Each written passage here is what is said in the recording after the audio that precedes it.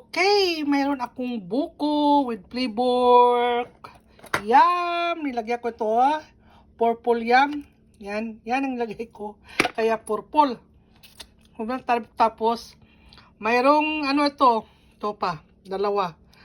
Mayroong, anong tawag yun? Kaong. Mayroong kaong.